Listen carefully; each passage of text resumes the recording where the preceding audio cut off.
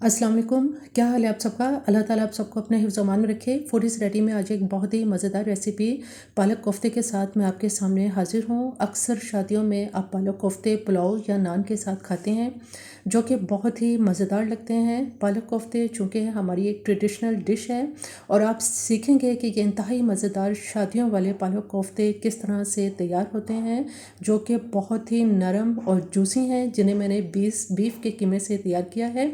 आप ये देखें कि ये कितने नरम और मज़ेदार बने हैं। आइए चलते हैं रेसिपी की तरफ। और उससे पहले अगर मेरे चैनल को आपने सब्सक्राइब नहीं किया तो मेरे चैनल को ज़रूर सब्सक्राइब कीजिए, लाइक कीजिए और शेयर कीजिए।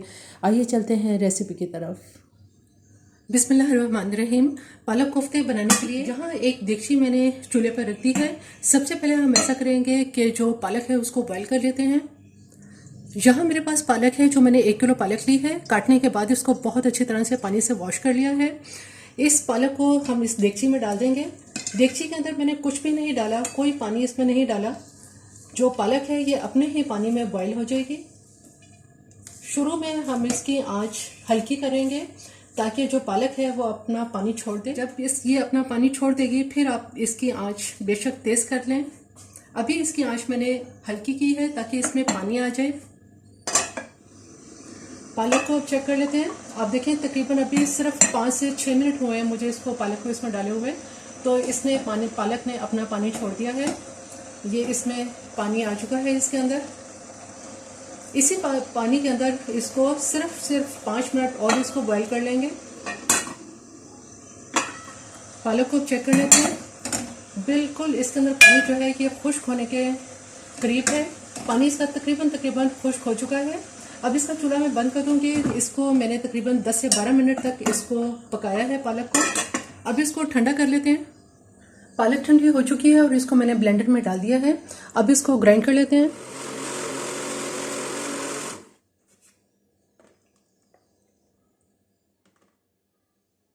पालक को ग्राइंड कर लिया है। अब इसको मैं एक तरफ रख देती हूँ।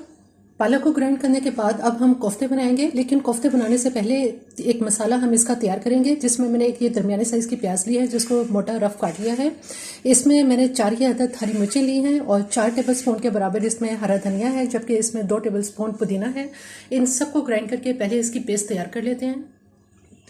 जो हरा मसाला है प्याज के साथ इसको मैंने ग्राइंड कर लिया है। और यहाँ मेरे पास कीमा है, बीफ का ये कीमा है जो मैंने तकरीबन 400 ग्राम लिया है। कीमे को वॉश करने के बाद इसको बहुत अच्छी तरह से पानी से मैंने निचोड़ लिया था, इसमें छन्नी में डाल लिया था ताकि इसका पानी निकल जाए।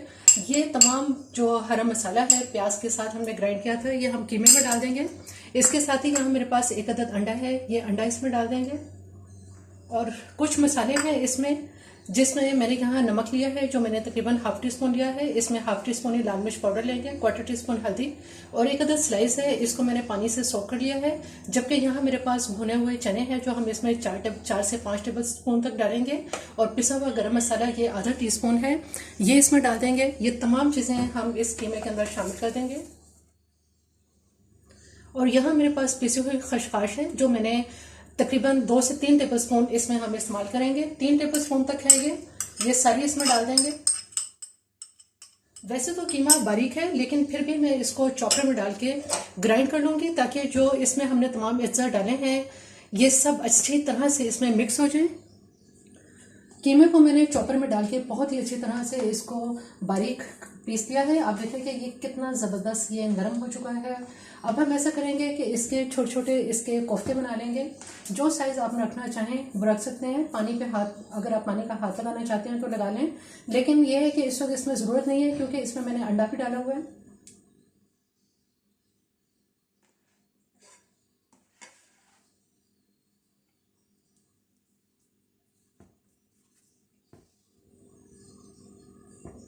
इस तरह से अभी मैं तमाम कोफ्ते इसके तैयार कर लेती हूँ।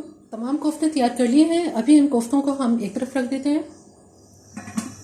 अब हम ऐसा करते हैं कि कोफ्तों का मसाला तैयार कर लेते हैं। उसके लिए यहाँ एक पैन के अंदर ½ कप इसमें ऑयल डालेंगे। ऑयल को ज़रा अच्छी तरह से गर्म कर लेते हैं। ऑयल गर्म हो चुका है। यहाँ मैंने एक दरमियानी साइज़ की प्याज ली है जिसको स्लाइस में काट लिया है। ये प्याज इसमें डाल देंगे और इसको लाइट गोल्डन होने तक फ्राई कर लेते हैं।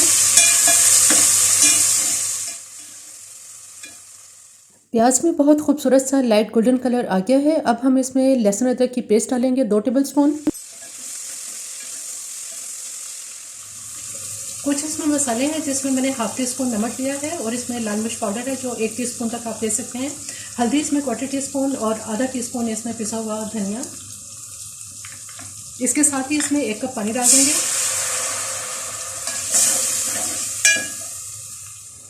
एक अदर टमाटर जिसको मैंने रफ काट लिया है ये भी इसमें डाल देंगे और मसाला अच्छी तरह से इसका भून लेते हैं। मसाले को चेक कर लेते हैं। मसाला बहुत अच्छा भुन चुका है, जो टमाटर है वो भी इसमें सॉफ्ट बहुत हो गए हैं। अब इसमें ऐसा करेंगे कि थोड़ा सा ऑयल हम इसमें निकाल लेंगे ताकि जब हमारा कोफ्ते का जो सालन है, पालक कोफ्ते तैयार हो तो हम इसके ऊपर इसको डाल देंगे, जिससे बहुत ही खूबसूरत इसकी लुक आएगी। अब जो मसाला भून रहा है इसमें हम ऐसा करेंगे कि ये कोफ्ते इसके अंदर डाल देंगे